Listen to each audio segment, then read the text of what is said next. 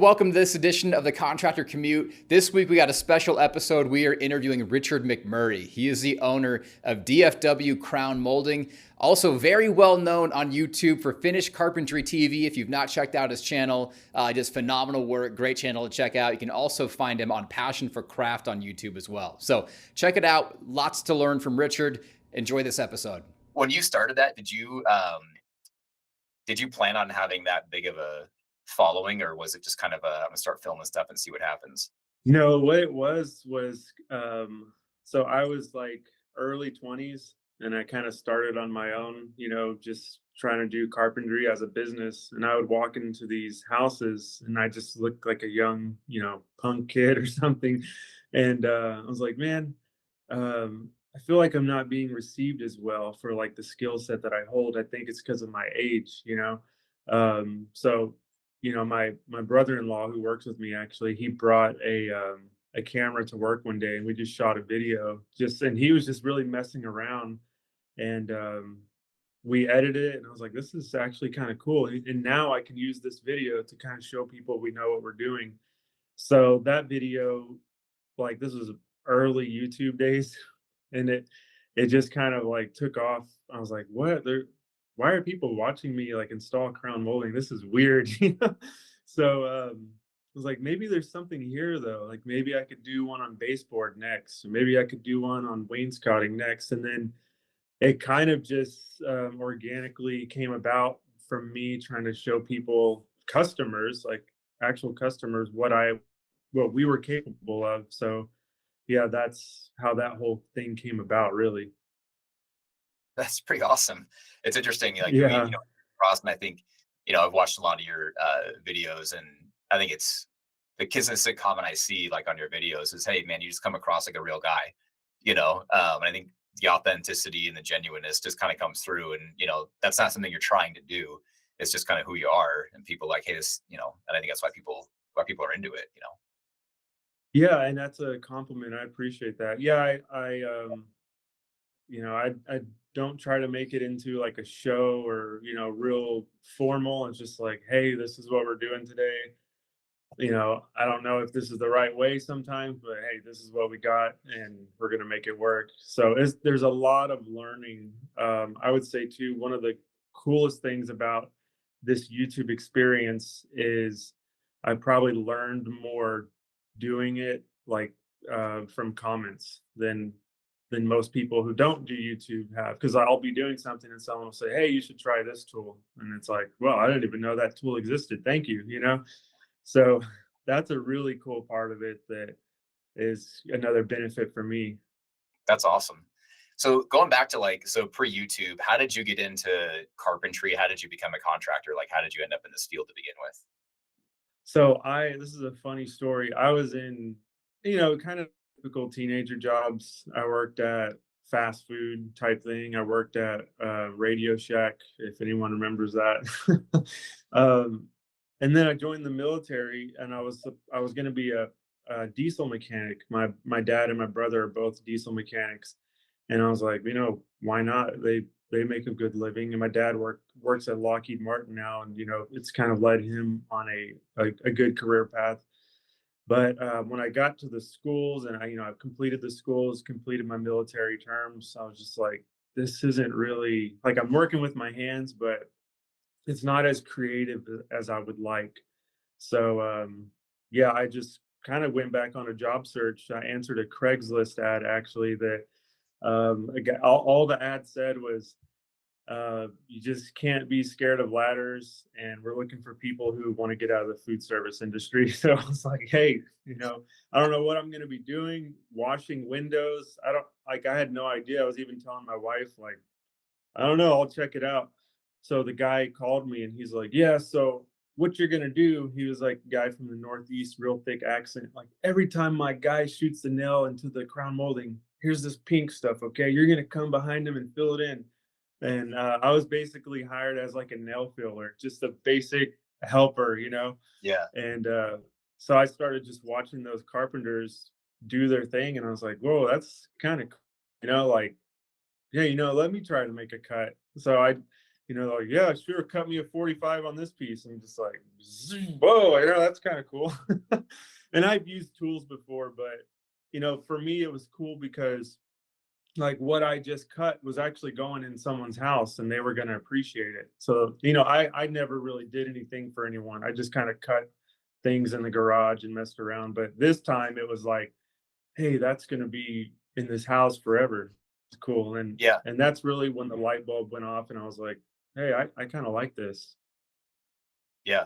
That's awesome. So tell us about DFW Crown now. Like, how long have you been in business? What type of work are you doing? Like, what's kind of the description of your current state of DFW Crown? So yeah, we actually just went through a change. So it's funny because John, my brother-in-law, I'm married to his sister. So my wife, is his sister. But it's this just so funny how this all starts. It's just so I got my first job when I started out on my own, and I was like, bro, I can't hold these pieces up by myself. So I told Ashley, my wife, I was like, hey, can you see if John can help me this weekend? Like I need some help. And he was working in like a meat packing industry, just like a butcher or something. I don't even know what he was doing. And he he's like, yeah, sure, I'll help. And he helped me that day and he never went back to work. He just like stayed working with me. And it's been us since for the last 10 years, it's been me and him. And we've had like family members kind of help on bigger jobs, but I've never hired anyone else until like 3 weeks ago. We hired a master carpenter. His name's Tom Johnson, and he's a tool inventor. He invents tools, and he's an awesome guy. And so we kind of started just residentially when it was just me and John. Like someone buys a house and the builder didn't add like the features they wanted, so they call us and we come in while they're living there, and we do kind of trim upgrades for them. Now we do something a little bit different. We work for a builder full time now, Whole Homes. Brent Hull, actually, who I do my podcast with, he pretty much employs us full time. They've got so much work, so we've kind of stepped away from the homeowner side of it, and we're now on the builder side of it. And they're just two different worlds. You're doing the same thing, but it's just so different. But that's kind of been the journey of DFW Crown Molding. Was two guys doing upgrades. Now we're three guys working for a builder, and this all just happened within the last year. So big change. Yeah. Yeah, that is a big change. If you could, I mean, so you've been in it for 10 years or so, and a lot of guys we talk to have similar stories. Like, well, I kind of just started doing this job, and one thing turns to another. But I think for you, when did you make the leap of starting your own business? And maybe what advice would you give somebody who's maybe they're the nail filler guy today, or they're just kind Yeah. but to make Yeah. that start your own business? What was that thought process? And what advice would you give somebody who's in that seat right now? Yeah, I definitely don't think it's for everyone, but I think the guys who want, or the girls who want to do it, know who they are, because you kind of feel it inside of you, like an entrepreneurial thing. So my perfect example is when I was working for my original boss, when I was the nail filler, I had advanced a little bit and I was cutting and nailing in stuff at this point. And me and this guy went on a Saturday to do a job. And I remember, this was early on. I was just riding shotgun in the van, the lead carpenter is driving. And I look down at the console between us and I see an invoice for like $930 or something. And I was like, hey, how long is this going to take us to do this job? And he's like, oh, we'll be done today. I'm like, that's a lot of money for one day, like that's when the light bulb went off. And I was just like, I said, hey, Brian, we could do this ourselves and, not, and make that money our own self. And he was like, nah, it's too hard though. It's hard to get the jobs. And I was like, but the company we work for got the jobs, and he was just kind of like, nah. It was kind of like a defeated attitude. And that's why I say, like, it's not for everyone. You really have to want it, because it's going to take a lot of hard work. But that's kind of when the light bulb went off for me, because I was like, we're going to be done with this today. I can make my week's pay in a day. Like, that's pretty crazy, And so that was a big motivator for me, is to just make a better living. So I think it's finding a motivator, and money definitely wasn't the only motivator. I wanted the freedom to kind of make my own schedule and do what I want and kind of lead. Um, but I guess the piece of advice I would give for those nail filler guys is just to stick with it and try to advance as much as you can to the point where like you you can make that leap of faith. Because I was in a unique position to where my boss at that time just kind of told me like, "Hey, I'm busy. I need you to go measure this house." And I was scared. I mean, the first house he sent me to measure for an estimate, I just sat out in the truck for like 20 minutes, like, "Oh man, I'm gonna screw this up. We're not gonna get this job." Like, I was just like so nervous. But I'm so glad he did that, because he kind of just like pushed me out of the bird's nest and said, "Fly." So that job, though, I went in, I talked to the lady, she was so nice. We ended up getting the job, and all I did was, "Hey, I'm Richard. I'm here to measure. I'm going to take these measurements, give them to my boss, and he'll let you know how much it is." And I was so nervous to do that, but just getting my foot in the door of like, "Hey, I can interact with customers. This isn't that hard." That was, I'm just so glad he kind of pushed me to do stuff, because he was so busy, where I was like, I got the confidence to be like, "Hey, I can do this." So I would say kind of get out of your comfort zone too, like talk to people, ask people questions, and that's got to be the biggest thing, getting out of your comfort zone. That's pretty big. I think, I love that story though. Sitting in the front nervous to covering the doorbell. And I think a lot of It's people yeah. have those moments. You're like, I've never done this before. Like, I know what I'm good at, and this isn't it, but I got to go do this. I think, Yeah. what were some of the things, like, so after you started your business and you got, put your name and got a company and all those things, what are some, maybe the unexpected things that came up that you wish somebody would have talked to you about when it came to starting your own business? I just think taxes, because when you're self-employed, you're you're not, giving out, or they're not taking money out of your check, every week, because you're just depositing checks into your account from the jobs that you're doing. And early on, I wish I would have just, saved. Like, you kind of got to take it out yourself. So then when the tax season comes, you're like, "What? Wait, I owe what?" I It was just a dumb young mistake where I didn't consider all the financials of it. And I've even heard guys say like, "Hey, you should start off, one of the first things you should do is hire like an accountant." And it's like, yeah, I agree with that now, because that's probably where you're going to get in the most trouble, is not, giving the government. And I paid my taxes, but it's just, you get it's easier to just take it out little by little versus, being hit with the bill all at once. But it was just young, immature mistake on my part. Um, some of the other, unexpected things would probably be, I didn't expect to be as busy as I was. I remember I was so nervous to go out on my own, and I was like, "Ugh," I had 2 kids at this time, 2 young daughters, and I was like, "Man, they're really depending on me. If I crash and burn, like, they still need they still need to be provided for."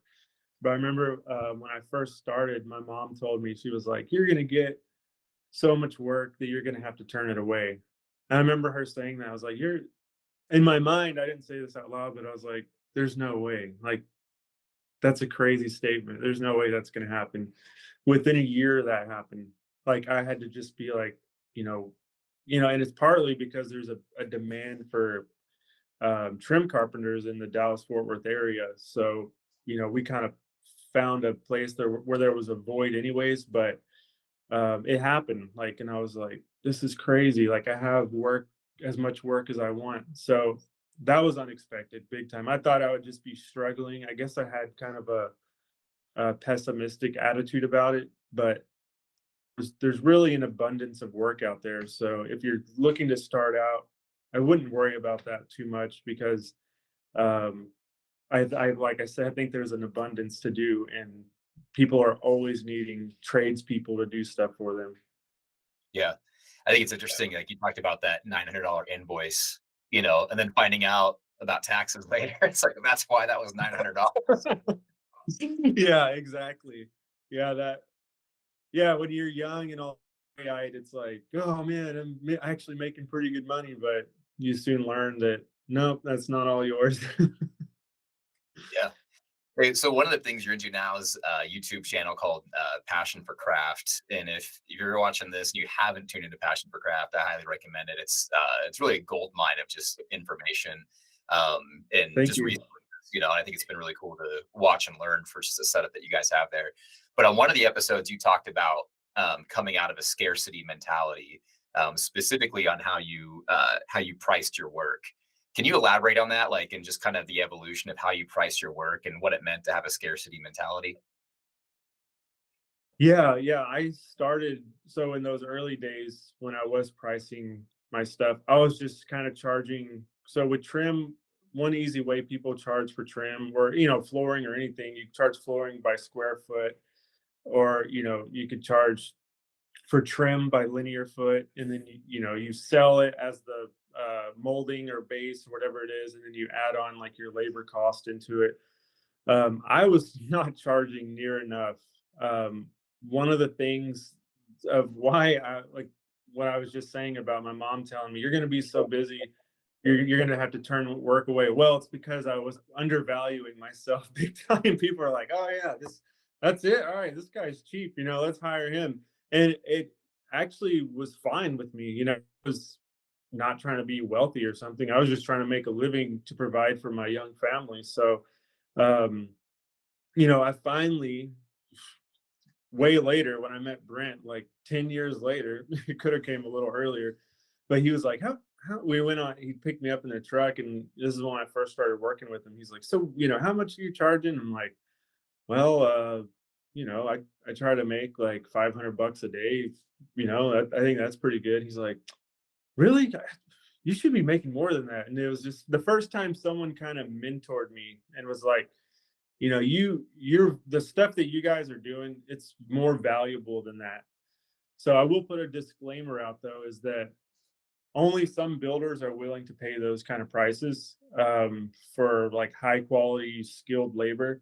What I have found is that when I try to price those builder prices to the homeowner world, I don't get those jobs typically. It's kind of rare that people will say yes to it. But when they do say yes to it, I mean, it kind of makes up for the ones who don't. So it's really kind of two ways to look at it. I think if you're starting off early and you're not doing anything next week, maybe price it a little bit lower, and never try to gouge anyone. That's never the goal, to like see how much I can get out of this guy. There's a Ferrari in the driveway, like I said in that episode. I want Yeah. to see what I can do. Like, that's not the point, but the point is to kind of find your value, find what your market is willing to pay, and then go with that. So yes, I definitely way undervalued our work in the beginning, and I think maybe it was fair because in the beginning I didn't know as much as I know now. So I Yeah. think everything worked out. Yeah. I think we talk about, internally, we talk about guys understanding their value. And exactly what you said, when you're getting started, yeah, you don't have a resume. Maybe you haven't learned as much, but you think about what do you know now that you didn't know 5 years ago or 10 years ago? And, it cost you years and time and work and sweat to learn what you learned to be as good as you've gotten. But I think sometimes guys struggle to then raise their prices because they want to, charge a fair price. Well, I think sometimes we almost Mhm. slant that the wrong way, and we're actually undervaluing the skill that we bring. Because you've got a skill, you're a genius at what you do, like you know way more than the average homeowner knows, like you're going to get it done faster, all those things. And there's a price Mhm. associated with that. Was there anything else? I mean, and I think it is a great call out on, when you're charging the builder because they understand what they're getting with you, but the customer Mhm. may not truly understand the value. Um, I've heard you talk about like the importance of educating your customers. So on that front, like actually Yeah. educating them on what you do and why it costs what it costs. Um, how would you describe that to someone who's maybe either starting out or they're gaining some expertise. But what have you learned about educating your customer in the process? So educating the customer is one of the biggest things that we do as the tradespeople, because a lot of times, you could get hit with a bill for, say you want to run some molding on your ceiling or something, and it comes back to like, I don't know, like $5,000, just throwing out some arbitrary number. You might have people whose jaw hit the floor, like, what, just to run some wood across the thing? But it's our job to show them. And part of me starting that was kind of an education for the customers, because I would be like, hey, look, and I would just hand them my phone or something, or bring like a tablet to the job site and be like, here, while I'm measuring this, here's a little video of one we just did at another house. Just check this out. This is going to kind of be the same process of what we do here if you guys decide to move forward with the job. So I prop up a tablet, hit play on a video, and then, it's not an instructional video of me saying like how to do it. It's just like a montage of us doing the work. So they're sitting there and they're watching it while I'm measuring, and then they're entertained and they're also being educated, because at the same time they're saying like, oh cool, I didn't know that's how you do that. Oh cool, like I didn't know, that's interesting. And then they see all the tools. One of the things that I remember a guy said to me one time, he was a really nice customer of ours, was considering doing it himself. But when he saw the video and like how much tools it took, he was like, you know what? I'm going to spend more in tools, like investing in these tools. Then I just rather pay you guys to do it. And then, he hired us to do the job.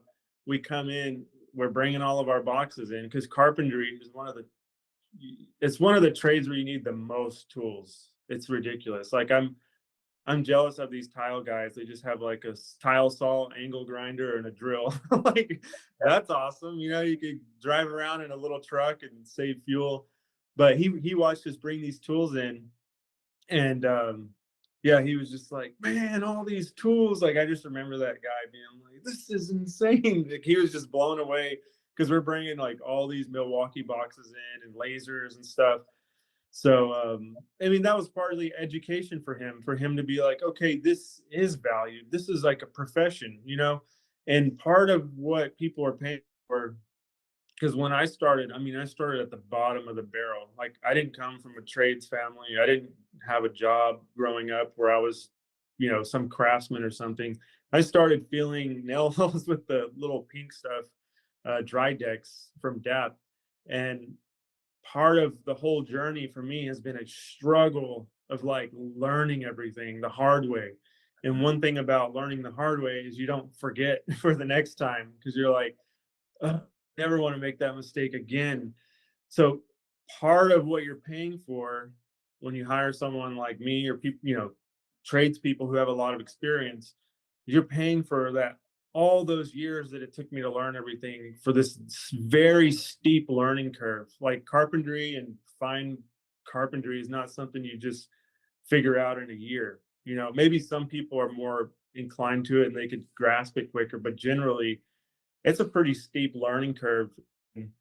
I think just if you can get that across to the customer and educate them, like, wow, this is, I don't want just some, like, one of the derogatory terms for a carpenter is like hack, or butcher. I don't want just some hack coming into my house and hacking all this stuff up, because the whole goal of this trade is to make things pretty. And if you don't know how to make things look pretty, what are you doing? So if you can just, it's like if you were to hire a doctor or an attorney, you would want them to have like very good knowledge of the human anatomy, medical terms. Same thing with the lawyer. You want them to be well versed in the laws, federal, local. You're not just gonna like, there's a value in it. So it's the same thing with us, whether you're a plumber, carpenter, tile guy, girl, whatever. You have value, and if you can, the more you can communicate that value, I think the more you can charge for it and deserve it.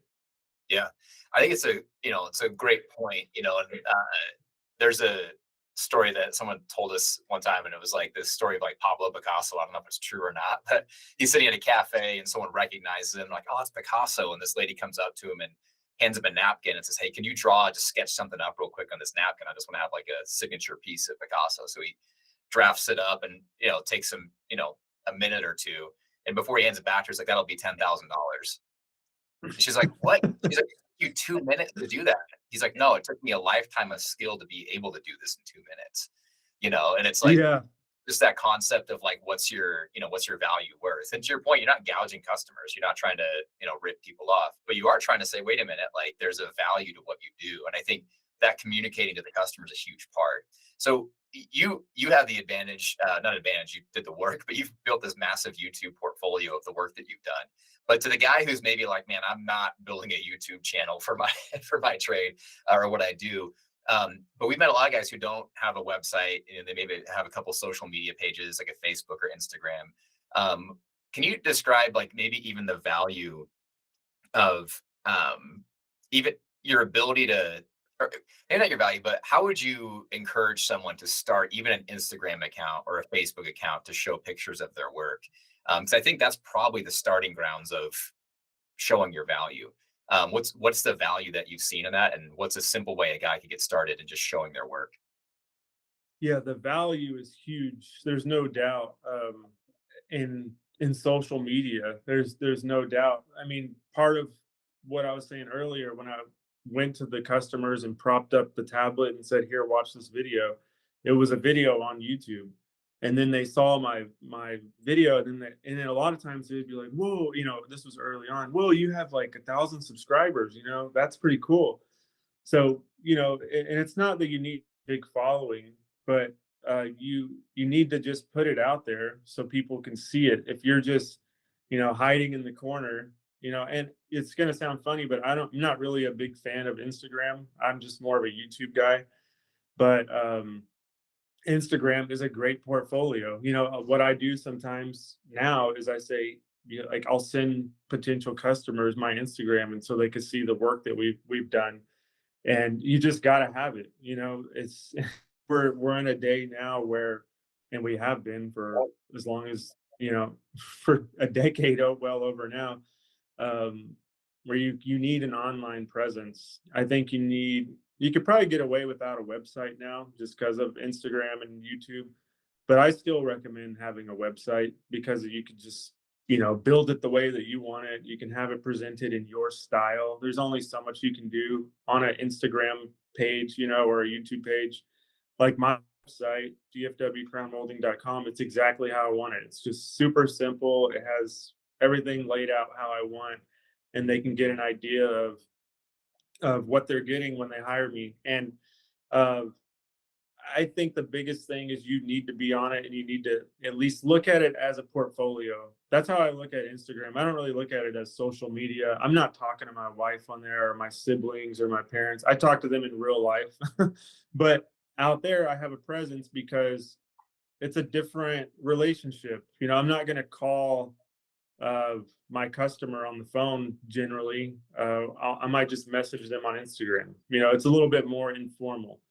Now I will call my customer. That may have not been the best example, but you know what I mean. Like it's a little bit more informal way of communicating with customers or networking with other builders or tradesmen. So you just, my advice would there's just no way around it. Yeah.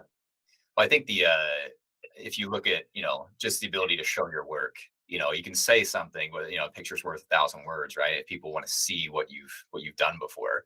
And so I think some guys maybe don't tech savvy, or they don't like social media for all the obvious reasons that people don't, but saying, hey, just a simple before and after picture can sometimes be the difference. Hey, here's what the bathroom looked like before. Here's what it looked like after, here's the work, that we do. I think, and you've talked about this. Go ahead. No, I was going to just say, in one tip I'll add to that is if you can be a little less camera shy and maybe do a video of you doing it, or maybe you just standing by it, it becomes more relatable, because then it's like, hey, here's this awesome thing I built and I'm just taking a picture by it, which you have every right to. You should be proud of your work. And then the customer sees that and they're like, oh, that's you. You actually did this. Because I think pictures like Google Images, you can just pull up anything, and it's like, did you really do this? Not that they're going to be questioning you, but it just kind of becomes more personal if you have some involved, if you're in the video or in the picture. But I just wanted to kind of throw that in there. I've noticed that helps. Yeah, that makes a lot of sense.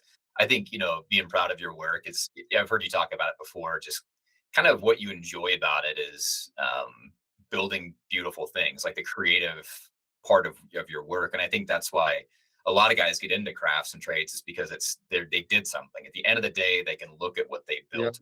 You've talked about kind of the passion you have for creating stuff and being able to see your work, and this is a creative, almost artistic part of being in the crafts and trades. Can you just kind of elaborate on some of that passion and what you enjoy about doing it? Yeah, I really our podcast and our whole theme is called Passion for Craft. The thing I do with Brent Hull and his son Jackson Hull, and really Brent, who is just an amazing mentor to me, um, really lit the fire inside of me for that stuff because I came from kind of a production world where we did cool stuff. Don't get me wrong, like it was like, oh, that looks nice, that looks clean. I developed a skill of making, taking proper measurements, making really good cuts at the miter saw, figuring out techniques with tools. It was a really good training ground slash, I call it like a boot camp for a higher calling. And to me, the higher calling of craft is stuff that actually just makes you jaw drop. Like, whoa, that is just so freaking pretty. That is gorgeous, and I am obsessed with that kind of stuff because we as humans, as craftsmen, we have the capability to do so much more than the mediocre, than kind of the standard that's put out today. A lot of it is just builders who are just like, just slap it in, get it done. Um, they don't really have a care about craft, and their main objective is a profit. And they're investors. They're ultimately investors with the tool belt on. They're not really craftsmen, and I don't even think they would argue with that. Like if I asked the production builder, like, hey, what's your ultimate goal? If they had to be flat face honest, they would say it's to turn a profit on this development that we bought, this 20 acres or whatever it is, 100 acres. We got to turn a profit for our shareholders. And to me, that's not the motivation for craft. The motivation is like a higher calling for things that are beautiful, for understanding classicism, which is something I'm learning now. It's classical architecture, on how even like your human hands and your whole body is just designed proportionally to look correct. It's this real nerdy rabbit hole that we can go down, but it's the reason you look at something and say, I really like this thing, and you may not even know why. Um, is getting into the weeds of that. And it's so fun. It like I used to stand back and look at my older jobs with joy too. Like I would look at those jobs as we did and be happy with them. But now it's just on so much more of a higher level because we're doing so much cooler stuff. you know, like the barn that I think when we first got on a call a couple of weeks ago, I was showing you, that barn in the background. We've got a lot coming up there that's really amazing stuff. And it's just once you light that fire in yourself and like you see the potential, it's so hard to unsee it and go back to mediocre. Now, Yeah. mediocre is you something you have to do, and I'll still do it because I still have to earn a living. But um, I'm not so much passionate for mediocre. I'm passionate for the crafted stuff. So that's really what in our podcast, our whole thing is trying to like flip a switch in people's minds to be like, look, you have an opportunity here. Like even just this simple window behind me, like builders typically wouldn't do that. They would just do like a little casing. They wouldn't do the header and stuff like that. And that's nothing spectacular, but it's just elevating the window a little bit. You can just take that as high as you want. Yeah. So I don't know if I answered the question, but Yeah, I mean, you answered it, yeah, a few times in really interesting ways, man. I think that spark, and you've talked about this. I think it was on Passion for Craft about that idea of like getting stuck in a rut, and you're like, I can only do baseboards for so long before I get just one more baseboard type of thing. So, how would you like the rut thing? If there's a guy right now who's like, yeah, I've been in it, and maybe I'm just camped out in mediocre land. Like I'm kind of doing the same thing over and over. It's not interesting or exciting to me, but it pays the bills. What would you say to that guy to help him break out of the rut and refine his passion? it would be a similar answer to the one of getting out of the comfort zone. Because when I was in that rut, I don't even know if I was really there till I met these higher end guys who showed me that higher calling. And I remember when the operations manager for Whole Homes, Bobby, reached out to me. I said this on the podcast too, and it's true. He said, "Hey, I saw your videos on YouTube, and we're always looking for good carpenters." And I told him, like, I've seen you guys stuff before, and I don't think I'm ready for it. It's just too high end. He's like, "No, no, no, you can just come look at it." And like he kind of talked me into it. And I'm so glad he did, because I kind of had this idea of like, I'm not ready yet, but I was ready. So I think if he would have called me 5 years before, I don't think I would have been ready. Um, but I think to answer it is just, if you're in a rut, um, you're doing basic things like how I was, you need to still perfect those basic things, get as good as you can at them with a system, make sure there's like absolutely perfect. And then when you get the call or you reach out to someone to network to maybe move up, another level, you know what you're doing. Because the last thing I would want is for them, like we did this big historical house in town here. It was the first job I did with them, and I told them straight up, I was like, "Look, if you see us doing something that's not to your standards, or if I told the project manager, I told Brent Hole, I told the operations manager, if you see us doing something that is not to your standards, let me know. I'll stop doing it, and I'll do it the right way." Or the other thing I said is, if we're not making the cut, just let me know. I'll pack up my stuff and we can leave. We can still be friends. And I think just having that humility, which generally I felt inside of me, like I will still leave and still be friends if we're not making the cut here. Like there's no hard feelings. And maybe when in a few years when we're ready, we can try again. And they were like, okay, sounds good. So I just all that time prepared me for this higher end stuff, and before I knew it, it was just another job. I mean, it kind of goes back to the thing of me sitting out in front of that first uh estimate thing I did, but this time I was like sitting in front of this really nice house, and I'm like, oh man, what am I doing? Like, should I just drive off, but I went in and it just became another job. Like, oh, we're cutting this molding, and this time this molding is really expensive, but I'm still stretching the tape measure out over it, marking it with the pencil as the same as the cheap things. But I just had all that training to be able to be at this level now. And I still think there's a long way to go. I don't want to come off as like, well, now I've arrived and I'm at this high level. Um, I mean, there's still another lifetime of stuff to learn. It's crazy. I think that's a very common trait of successful people is they don't think that they're successful. You know, it's like you don't spend a lot of time reading your own headlines or press clippings, and most people who are really great at life, they look at what's ahead of them and think, man, I got so many more mountains that are in front of me. And I think you said it, man. That's called humility. Because I mean, you have uh, 500,000 subscribers on Finished Carpentry TV. You've got a 10+ year business doing what you're doing, which a lot of guys never make it to that time frame. And you're the level of things that you're doing, and you still carry yourself with just a genuine authenticity and a genuine humility. I think that's probably why the reason 5-10 years from now, you're going to continue to excel and grow, man. It's, I know you're just talking and saying, but it's motivational, inspiring in a very real way. And a kind of an era where That's there's awesome.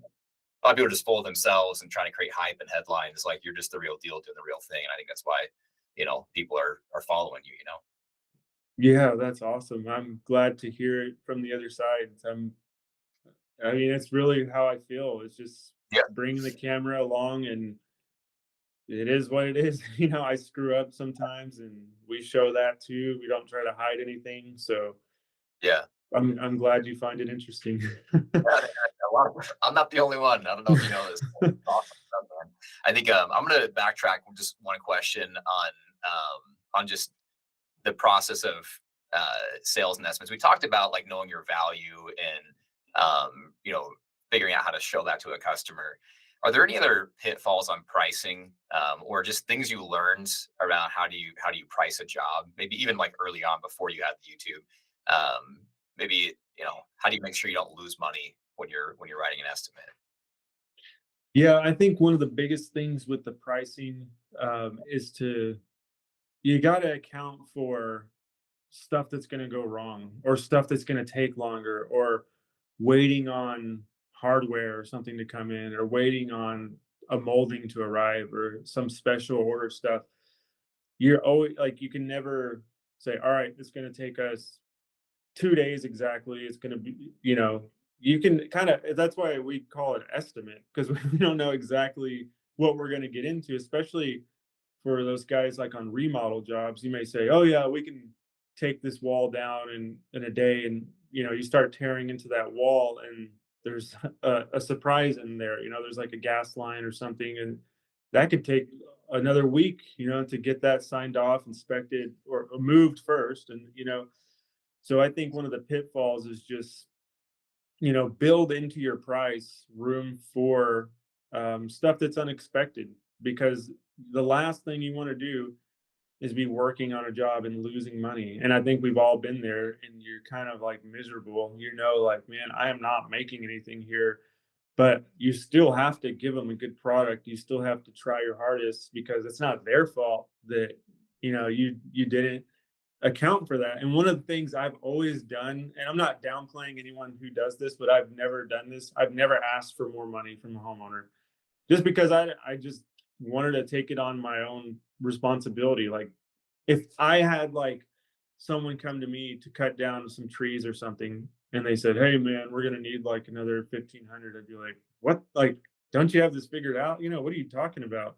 We already agreed on this. And I've always kind of as you could probably tell through these stories, like a little bit nervous, dealing with people. And I never wanted to be that guy that's like just expecting someone to pay. I'm like, hey, I don't even talk about it. Just like, hey, I messed up here, and I won't do it again. This is like I was saying earlier, the hard lessons, you don't forget them.